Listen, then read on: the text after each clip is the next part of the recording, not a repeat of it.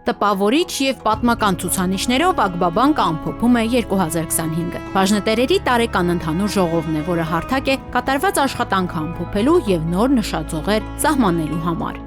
2025-ին բանկը գեներացրեց իր պատմական առավելագույն շահույթը՝ շուրջ 35.9 միլիարդ դրամ ծավալով։ Մեր տեսլականը հստակ է՝ կառուցել բանկ, որը ոչ միայն արձագանքում է փոփոխություններին, այլ նաև ձևավորում է ապագան։ Բանկ, որը համադրում է տեխնոլոգիան, մարդկային վստահությունը և երկարաժամկետ արժեք ստեղծելու կարողությունը։ Հայաստանի բանկային համակարգում 2025-ին Ակբան պահպանեց առաջատար դիրքերը ակտիվների, վարկերի, ավանդների, կապիտալի և շահույթի մասով։ Միաժամանակ Ակբայի ակտիվները հատեցին 1 տրիլիոն դրամի շեմը։ 2025-ը կարող ենք ասել ցուցանիշների առումով ռեկորդային տարի էր։ Հիմնական հաջողությունը իհարկե ես կասեի թիմն է։ Թիմը շատ մոտիվացված աշխատում է եւ ըստ էության արել են առավելագույնը մեր անելիքները պետքա ավելի մտածված լինեն եւ ավելի հավասարակշռված լինեն, որովհետեւ մենք ոչ միայն պահենք այս գրանցված ցուցանիշները, այլ 2026 թվականին ավելի լավ ցուցանիշներ գրանցենք։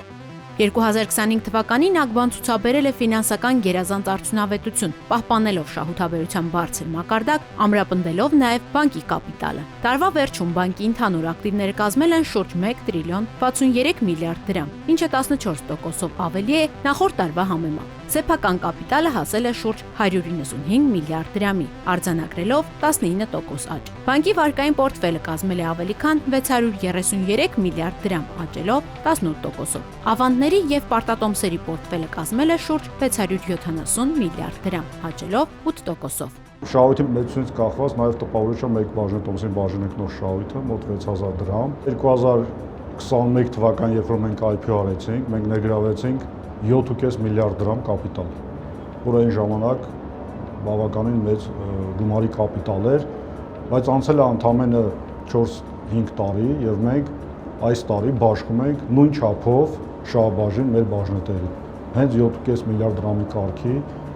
մենք մեր շահույթից մաս ենք հանում մեր բաժնետերին։ Ակբան շարունակում է ամրապնդել վստահությունը նաև միջազգային գործընկերների շրջանում։ Բանկը 2025-ի ընթացքում միջազգային ֆինանսական գործընկեր կազմակերպություններից ներգրավել է ավելի քան 54.3 միլիարդ դրամի ֆինանսավորում, որոնք ուղղվել են գյուղոլորտին, փոքր ու միջին ձեռնարկություններին, շարունակելով նպաստել Հայաստանի տնտեսության զարգացմանը։ 2025 թվականին խորհուրդը